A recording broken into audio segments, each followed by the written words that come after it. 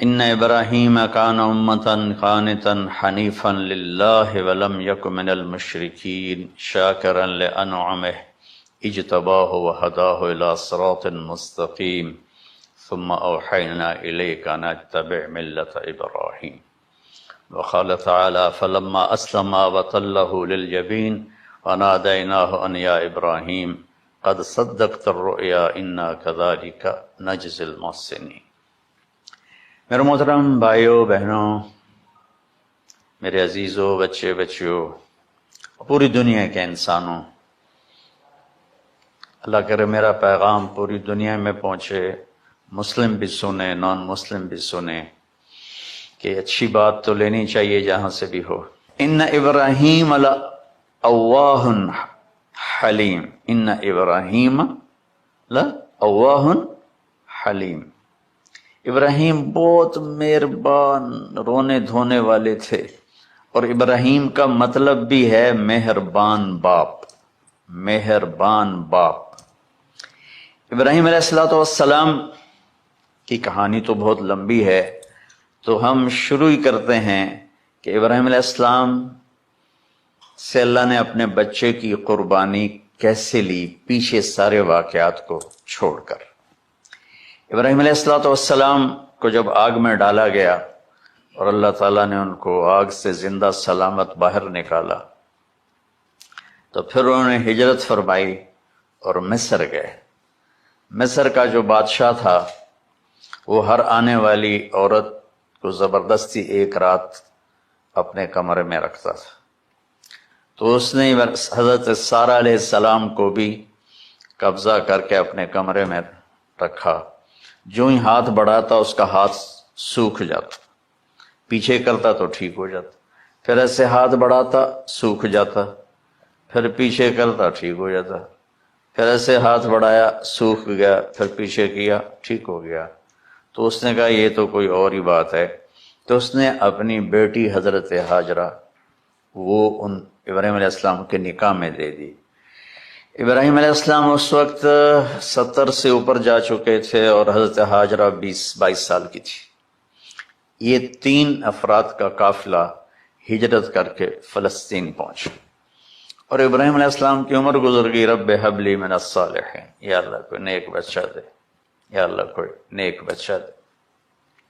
اولاد کا نیک ہونا ضروری ہے، ڈاکٹر بنے، انجینئر بنے، عالم بنے، مفتی بنے، ان میں سے کوئی چیز ضروری نہیں، اولاد کا نیک ہونا ضروری ہے، اور اس کے لیے والدین کو ٹائم دینا پڑے گا، والدین کو محبت دینی پڑے گی، والدین کو گود دینی پڑے گی، والدین کو شفقت دینی پڑے گی، ورنہ اولاد اور ماں باپ 2 کنارے بن جائیں گے۔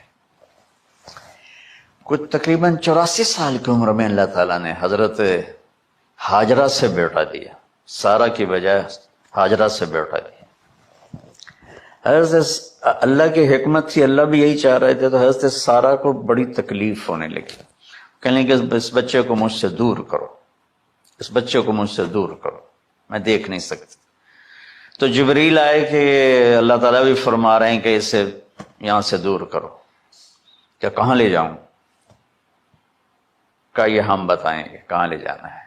تو جبریل انسانی شکل میں اونٹ پہ سوار ہو کر تشریف لائے، اور پیچھے حضرت ابراہیم علیہ السلام اپنی اونٹنی پر، بچہ بیگم، اور آگے جبریل رہبر کے طور پر۔ فلسطین سرسبز ہے، کہیں خشک ہے، لیکن پانی ہے، اچھی آبادی ہے۔ چلتے چلتے چلتے چلتے 1 مہینہ کا سفر کرنے کے بعد جب وہ علاقہ شروع ہوا جہاں کالے پہاڑ، کالے پتھر، کوئی پتا نہیں سبزے کا اور کوئی نشان نہیں پانی کا، وہاں سے چلتے چلتے چلتے 4 پہاڑوں کے اندر ایک وادی سی آئی۔ جب وہاں پہنچے تو جبریل کہنے لگے اللہ کے نبی یہاں ہاجرہ اور اسماعیل کو چھوڑ دیں۔ جب وہ آگ میں جا رہے تھے نا ابراہیم علیہ السلام، تو ایک لفظ نہیں بولے، بس نے کہا حسبی اللہ و نعم الوکیل. لیکن جب جبریل نے کہا یہاں چھوڑ دیں تو ایک دم بولے یہاں کیسے چھوڑ دوں، یہاں تو کچھ بھی نہیں ہے، یہ کیسے رہیں گے؟ کہ یہ آپ کے رب کی منشا ہے، یہاں اللہ کا گھر بنے گا، یہاں اس بچے کی نسل سے ایک آخری نبی پیدا ہوگا جو پورے عالم کو روشن کرے گا، آپ چھوڑ دیں. تو وہ وہاں 3 دن رہے. ان کے لیے ایک چھپر سا بنایا لکڑیاں کاٹ کے، یا 2 دن رہے یا 1 دن، یہ تو کوئی تحقیق کوئی نہیں ہے، لیکن ایک چھپر سا ان کو بنا کے دیا ایسے، یعنی اس ایک اوپر وہ لکڑیوں کی چھاؤں کر دی اور نیچے ایسے بانس سے گاڑ دیے اور چل پڑے. تو حضرت ہاجرہ فرمانے لگے آپ کہاں جا رہے ہیں؟ اتنا بڑا امتحان تھا کہ جواب نہیں دینا، بس چپ کر کے چلو. انہوں نے پھر پوچھا آپ مجھے چھوڑ کے کیوں جا رہے ہیں؟ آگے سے خاموشی. چلتے چلتے 3 میل تک وہ اس طرح چلی. جب وہ کدئی پہنچی تو اس وقت ان کو خیال آیا یہ اللہ کے نبی ہیں، کہیں ان کو اللہ نے نہ کہا. تو ان کا اللہ امرک، کیا آپ کو اللہ نے کہا کہ مجھے چھوڑ دیں؟ کہنے لگے ہاں. یوں کیا، ایک دم ایک نئی ہاجرہ نے جنم لیا. کہ اذن، یوں گردن، اذن لن یضیعن اللہ، جاؤ پھر میرا اللہ مجھے ضائع نہیں کرے گا. ابراہیم علیہ السلام بوجھل دل کے ساتھ پیدل چل رہے تھے، دونوں میاں بیوی اونٹنی پہ سوار ہوئے، اور وہ اپنے بچے کو گود میں لے کر ایسے کھڑی ان کو دیکھ رہے تھے. یہ کوئی مہینے کے لیے نہیں جا رہے تھے، پتہ نہیں ہے کب واپس آئیں. اج دے بچھڑے قد ملن گے، جانے رب رحمان. دیکھتی رہیں. پھر انہیں ایسے پہاڑی کے اوپر چڑھے کہ اونٹ نیچے اتری، تو پھر انہوں نے منہ موڑا اور واپس اس وادی کی طرف چلی. کیا وقت تھا، صبح تھی، شام تھی. جو ابراہیم علیہ السلام غائب ہوئے تو ایک دم آپ نے اونٹنی کا منہ موڑا ادھر ہی اور کہا ربنا انی اسکنت من ذریتی بواد غیر ذی زرع ربنا لیقیموا الصلاۃ. کیا درد ہے. آپ اندازہ لگاؤ، ایک آدمی کو 84 سال کی عمر میں بیٹا ملے اور پھر اسے ایسے جنگل بیابان میں چھوڑ دیا جائے، تو ان کے دل پہ کیا بیت رہی ہوگی. یہ اس دعا میں وہ درد ہے جو میرے بھی آنسو نکل رہے ہیں. ہم کو 3 دفعہ قصہ سنا چکا. اے اللہ، تیرے ہی کہنے پر، تو جو میرا رب ہے، یا اللہ نہیں کہا، اللہم نہیں کہا، ربنا. اللہ تو مہربان ہے، اس میں بھی کوئی تیری مہربانی ہوگی، تیری محبت ہوگی، تیری شفقت ہوگی. انی اسکنت من ذریتی، میں نے چھوڑ دیا اپنی اولاد کو. یا اللہ میں نے وہاں چھوڑا ہے جہاں نہ پتا ہے، نہ دانا ہے، نہ پانی ہے. تو جان اور یہ جانے. اس درد بھری دعا نے عرش کو بھی ہلا دیا تھا، اور آپ نے منہ موڑا. اس باپ کو سوچو جو ہر قدم پہ اپنے معصوم بچے سے دور ہو رہا ہے، اور اس ماں کو سوچو جو ہر قدم پہ اپنے خامند سے دور ہو رہی ہے. ابراہیم کی منزل تو آگے گھر ہے، 2 بیویاں اور ہیں، ادھر تو پتھروں کے ساتھ دوستی ہے. جب ہاجر، میں ایک دفعہ میں ایسے ہی سوچ میں بیٹھا، میں اتنا رویا.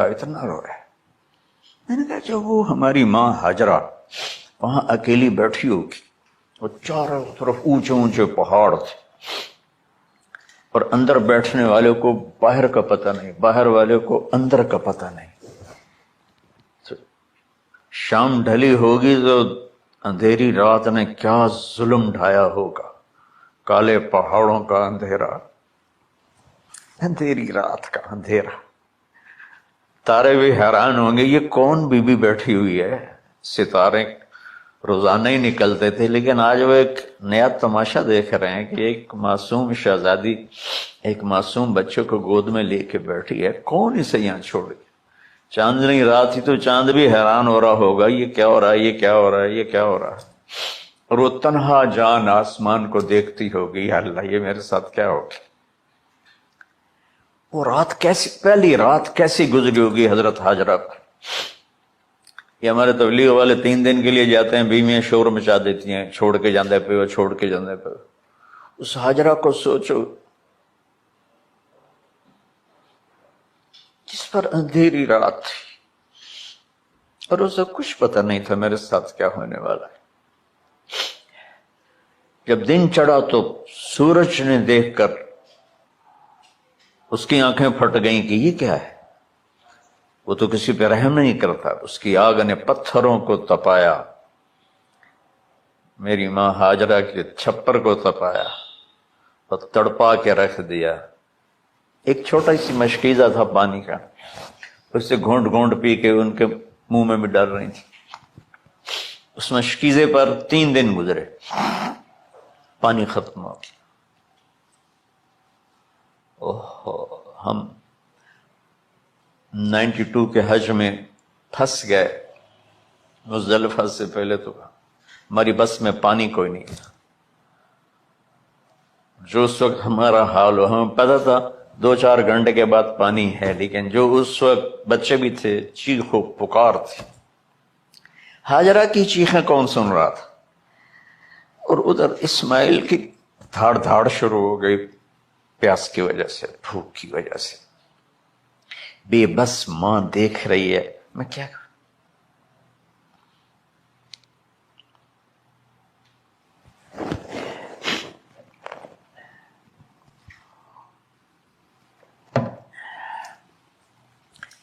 میں قطر میں تھا جماعت میں، تو مجھے یہاں کندھے میں درد ہوا، میں ہاسپٹل گیا تو ایمرجنسی سے انہوں لے کر گئے. ایک بچہ تڑپ رہا تھا اس میں، جو ہاسپٹل کا بیڈ ہوتا ہے چھوٹا سا. اس کی ماں ٹیک لگا کر نا اس کو یوں دیکھ رہی تھی. مجھے نہیں پتا وہ کون ہے، مجھے نہیں پتا اس بچے کو کیا ہے، لیکن آپ یقین مانیں یہ جو میرے آنسو ہیں اس عورت کی وجہ سے، کہ جس خاموش ساز خاموش فریاد سے معمور ہیں ہم. نالا اگر لب پہ آتا ہے تو مجبور ہیں ہم. جس طرح وہ ماں ساز خاموش تھی اور اس کے چہرے پر درد پکار رہا تھا. میں صرف ایسے گزرتے گزرتے اس کو دیکھا اور میں آج رو رہا ہوں 15 سال کا قصہ یاد کر کے. تو ہاجرہ کے چہرے کو کون پڑھنے والا تھا؟ کون سی ایمرجنسی وارڈ میں بیٹھی تھی؟ کون اس کے لیے کہہ رہا تھا میں پانی لاتا ہوں، کھانا لاتا ہوں؟ موت تھی دونوں ماں بیٹی کی. تو یہ بے قراری میں صفا مروہ کی دوڑ لگائی. انہیں پتا تھا کچھ نہیں ہے.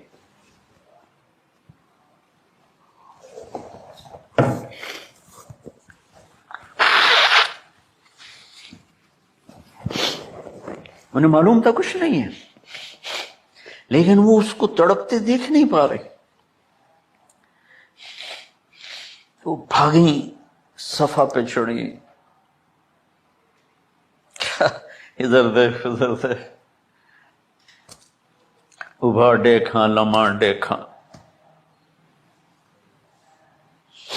ڈٹھی دل کو دیواں ٹیکاں، سجن مل سم کے مر پوساں. یہ ہماری سرائکی کا شاعری ہے. مشرق دیکھتے ہوں، مغرب دیکھتے ہوں، دائیں بائیں دیکھتے ہوں، کوئی ہے میری فریاد سننے والا. یہ حالت تھی اس وقت ام اسماعیل کی. نیچے اتری جہاں وہ ٹیوب لائٹس آتی ہیں، وہاں وہ نیچے ہو گئے اور بچہ غائب ہو گیا. تو دوڑ لگاتے. مصر کی شہزادی اور مکے کے نوکدار پتھروں کے اوپر دوڑ رہی تھی. جب بچہ نظر آیا پھر آہستہ اٹھے، پھر مروہ پہ چڑھے، پھر صفا پہ چڑھے، پھر مروہ پہ چڑھے، پھر صفا. مجھے لگتا ہے صفا مروہ بھی رو رہے ہوں گے اس اور مکے کے پہاڑ بھی رو رہے ہوں گے، سورج بھی اس وقت رو رہا ہوگا. آخر وہ مروہ پہ تھک کے گر گئی. یہ نہیں کہ انہوں نے 7 چکر لگانے تھے، 7ویں چکر کے بعد ان کی ہمت جواب دے گی، وہ گر گئیں اور ان کا جینا چاہا کہ میں بچے کو اپنے سامنے مرتا دیکھوں، اس لیے وہیں گر گئیں کہ میں اتنے مر جاؤں وہ اتنے مر جاؤں. پھر ایسے حسرت بھری نظروں سے یوں دیکھا مر گیا کہ نہیں، تو وہاں ایک آدمی کھڑا تھا. پھر مردہ جسم میں پھر جان آ گئی. پھر انہوں نے اپنے آپ کو اٹھایا اور دوڑ لگائی. پہنچی تو آدمی غائب تھا اور پیڑیوں سے پانی نکل رہا تھا. اتنے چکر کیوں لگوائے، پہلے ہی نکال دیتا.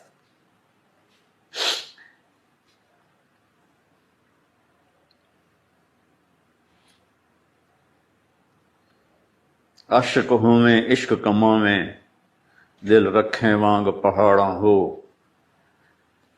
سہ صدیاں ہزار علامے کر جانے باغ بہاراں ہو. منصور جے چک سولی دتے جڑے واقف کل اسراراں ہو. سجدیں سر چائیں نہ باہو توڑے کافر کہیں ہزاراں ہو. عاشق سوئی حقیقی جڑا قتل معشوق دے مننے. سر نو جوڑے تے مکھ نہ موڑے بھاویں 100 تلواراں کھنے. سچا عشق حسین علی دا باہو سر دتے تے راز نہ بن. کوئی ابراہیم کا گلہ نہیں، شکوہ نہیں. یہ 7 چکر اور تڑپ اور درد، اس کے بعد پانی کیوں نکالا، پہلے کیوں نہیں نکالا؟ کہ عشق کا راستہ ہی ہے. میرے گھر کے راستے میں کوئی کہکشاں نہیں ہے. راستہ عشق اشقا سے. اشقا کہتے ہیں آکاش بیل جو درخت کو چمڑ جاتی پیلی، تو وہ درخت اس کا ایسا عاشق ہوتا ہے سب کچھ اس کو کھلا کے خود خوش ہو کے جل کے بالن بن جاتا ہے. اس سے اشقا ہے کہ عشق ایسی چیز ہے. عشق تے آتش ڈوہیں برابر اتے عشق دا تاؤ تکھیڑا. آتش ساڑے کخ تے کنیرا عشق ساڑے دل جیڑا. خواجہ غلام فرید صاحب کی شاعری سنا رہا ہوں کہ عشق میں بھی آگ ہے اور لکڑی میں بھی آگ. لکڑی کی آگ خس و خاشاک کو جلاتی ہے اور عشق کی آگ دل کو جلا کے برباد کر دیتی ہے.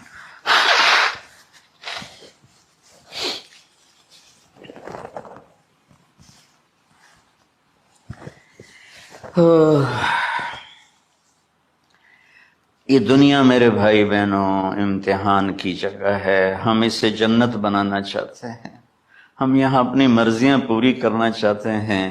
اللہ کی قسم، اللہ کی قسم، اللہ کی قسم، جس نے اپنی مرضی پہ چلنا شروع کیا وہ تباہ ہو گیا. جو اللہ رسول کی غلامی کے دائرے میں آیا وہ کامیاب ہو گیا. دیکھا تو پانی ابل رہا ہے، ابل رہا ہے، ابل رہا ہے، فوارے مار رہا ہے. تو اس وقت عبرانی لینگویج تھی تو ان کا زمزم زمزم، ٹھہر جا ٹھہر جا ٹھہر جا. وہ نیچے زور میں، اللہ کو بھی یہی منظور تھا، وہ نیچے زور. میرے نبی نے فرمایا اگر میری ماں زمزم نہ کہتی تو پورے عرب کو یہ پانی سیراب کر دیتا. اور آپ حیران ہوں گے، آج کل تو بہت زیادہ ایڈوانس ہے سائنس. تو سعودی گورنمنٹ نے کہ یہ اس کا سورس کیا ہے، یہ پانی کہاں سے آ رہا ہے. طائف تک ساری زمین کو کھنگالا، کوئی اس کا پیچھے سے لنک نہیں ہے. کہیں چشمہ ہوتا ہے نا تو پیچھے لنک ہوتا ہے، کہیں سے پانی نکل ہوتا ہے پیچھے سے لنک ہوتا ہے. زمزم کا کوئی لنک نہیں. جو ہی موٹر چلاتے ہیں تو 8-9 جھرنے ہیں سوراخ، وہاں سے پانی ابل ابل کے آنا شروع ہو جاتا، اور جو ہی موٹر بند کرتے تو وہ جھرنوں کا پانی بند ہو جاتا، اس میں نہ مچھر ہے، نہ اس میں کوئی کیڑا ہے، نہ کوئی مکوڑا ہے، پاک صاف پانی، زمزم زمزم۔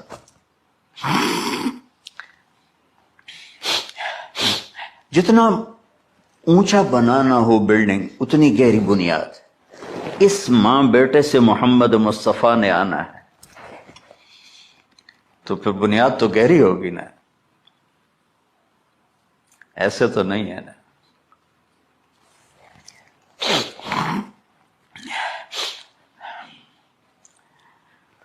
تو چونکہ محمد مصطفیٰ صلی اللہ علیہ وسلم کو اس بچے اور اس ماں سے اللہ نے وجود دینا، پیچھے ابراہیم والد دینا، ابراہیم علیہ السلام کی نسل میں 4000 انبیاء آئے، بنو اسرائیل میں 4000، اور حضرت اسماعیل علیہ السلام کا ایک ہی جو 1.25 لاکھ پہ بھاری نہیں ہے بلکہ کل کائنات پہ بھاری ہے اللہ کے بعد۔ تو اس لیے پسائی ہوئی یہ جو بناتے ہیں اپنی باڈیز، وہ اپنی کتنی پسائی کرتے ہیں، وزن اٹھاؤ دوڑو، وہ کیا کیا اپنے آپ کو مشقت میں ڈالتے ہیں، تب جا کے وزن وہ نکھر کے آتے ہیں۔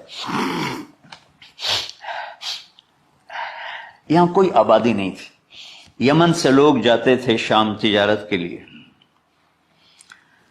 تو قبیلہ جرہم کا گزر تھا، پانی نہیں تھا، تو وہ پانی کی تلاش میں تھے، انہوں نے پرندے دیکھے، وہ کہنے کہ پرندے تو پانی پر آتے ہیں، انہوں نے 2 آدمی بھیجے، آگے دیکھا ایک خاتون ایک بچہ اور کنواں تو نہیں تھا، پانی چشمہ، تو وہ سارے آئے اور کہا کہ بہن ہم یہاں ٹھہر جائیں، کہ آپ ٹھہرو لیکن پانی میرا، ان کا ٹھیک ہے پانی آپ کا ہے۔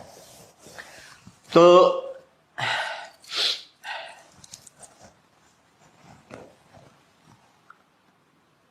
ایک سال کے بعد اجازت ملی، جاؤ مل کے آؤ، مل کے آئے۔ جس گھاٹی سے ابراہیم کو جدا کیا تھا اس پر کتنی دفعہ حضرت ہاجرہ کی نظر پڑتی ہوگی،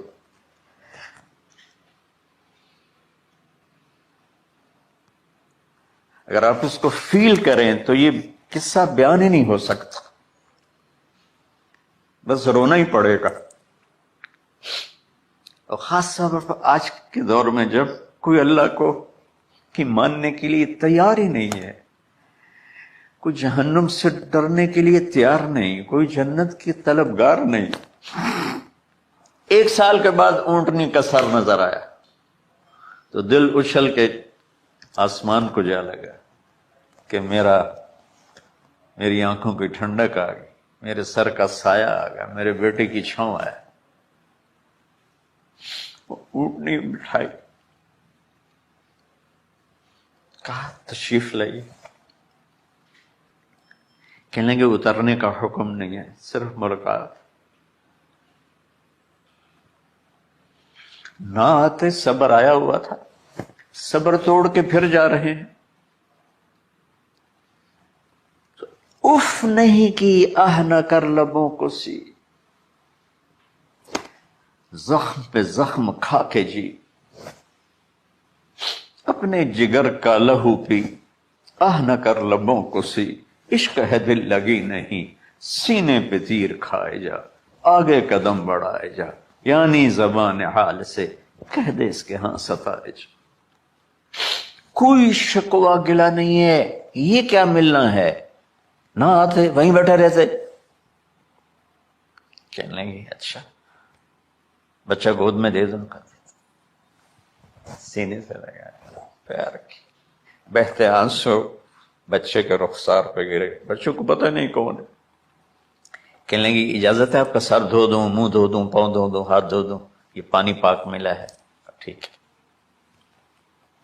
واپس۔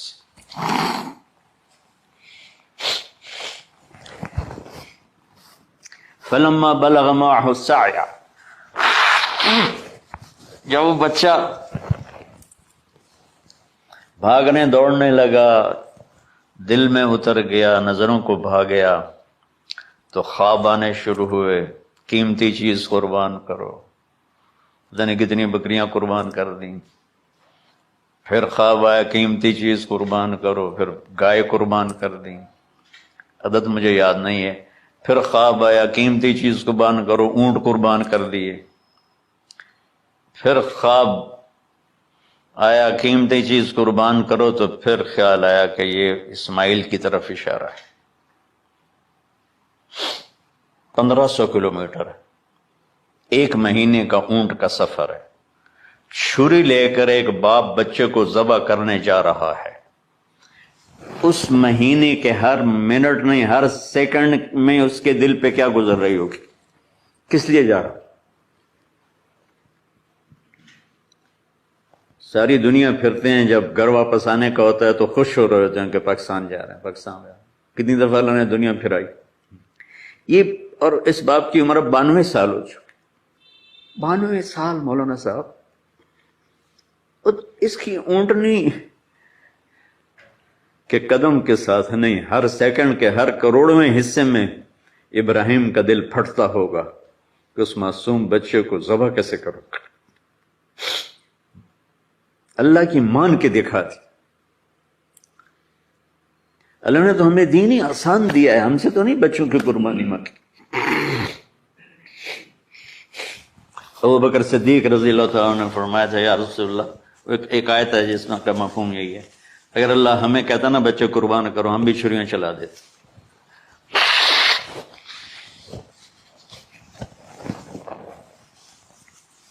تو میں اس تصور میں جب ڈوبتا ہوں، میں رونا شروع کر دیتا۔ 92 سال کی ہستی بڑھاپے میں 1 مہینے کی اذیت برداشت کرتے ہوئے جا رہے ہیں کہ بیٹا ذبح کرنا ہے، بیٹا ذبح کرنا ہے، بیٹا ذبح کرنا ہے۔ تو وہاں پہنچے تو اب اسماعیل نے جانا ہے کہ یہ ہیں میرے ابا۔ وہ کیسے لپٹے ہوں گے، کیسے چوما ہوگا، کیسے پیار کیا ہوگا، یا بیوی کا آپس میں۔ مجھے نہیں پتا کہ کتنے عرصے بعد انہوں نے ایک قدم اٹھایا، لیکن کہا کہ بچوں کو تیار کرو، میں اس کو سیر کرانے لے جا رہا۔ بڑی خوش ہوئی ماں بھی، بچہ بھی اچھل رہا ہے، اور لے کے پہنچے